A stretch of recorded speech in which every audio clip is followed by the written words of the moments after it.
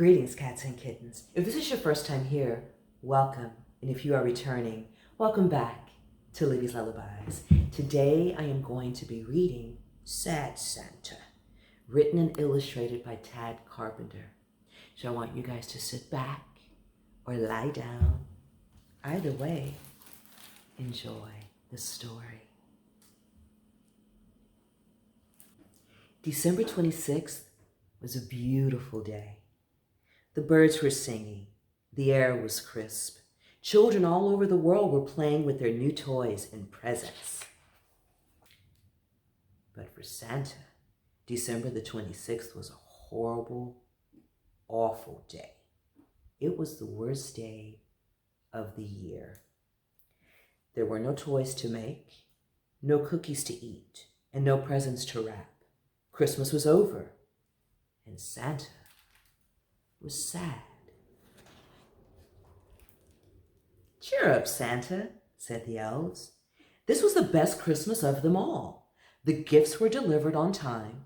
The stockings were filled by the chimney with care. You checked your list twice. And you didn't even get a speck of soot on your coat.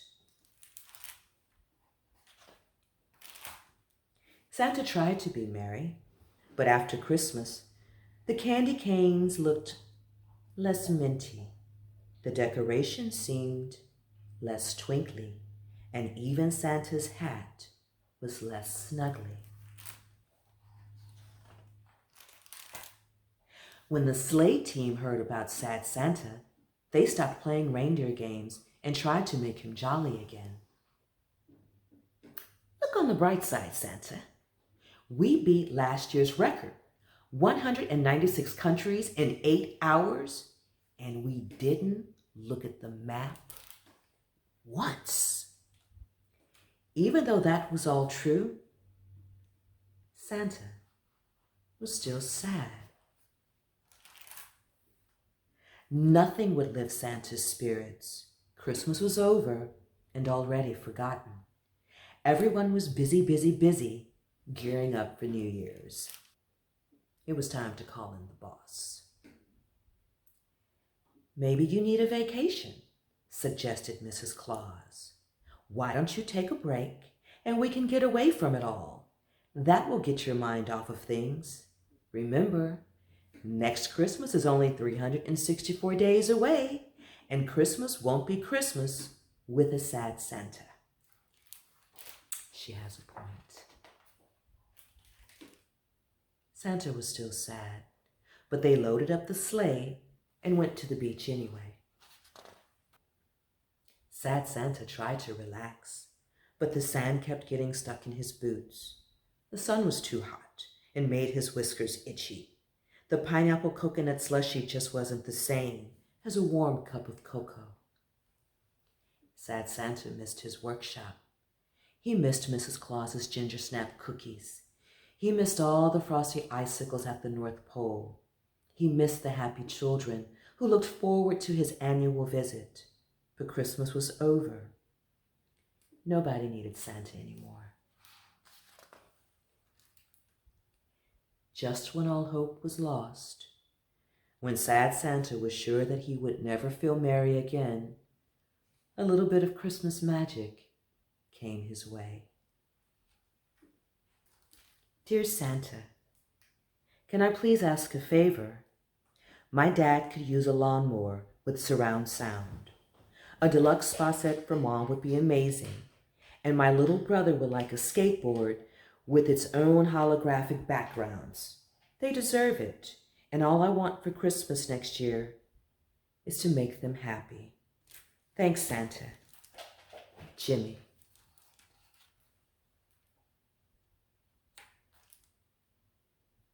"What's this about?" Santa asked. "Surround sound lawnmowers? Deluxe spa set? A skateboard with a holographic projection screen? All for his family?" This boy needs me, Sad Santa realized. All the children and families around the world need me. There was no time to lose. Santa rushed back to the North Pole and got to work right away. He didn't want to let anybody down. Even if he couldn't deliver exactly what was asked for, Sad Santa was determined to make sure everyone got something extra special next Christmas. Santa sat in his best thinking chair. He sharpened all his number 2 pencils and started to design something wonderful. He called a meeting with his top tech team. They worked all day and all night. And with every blueprint and every new idea, Sad Santa started to get his pep back in his step, his ho back in his ho ho ho, and a jingle back in his bells. Sad Santa felt like his old holly jolly self because he remembered one very important thing. The spirit of the season is about giving, caring, and living as if it were Christmas every single day of the year. From that day on, Santa was never sad again.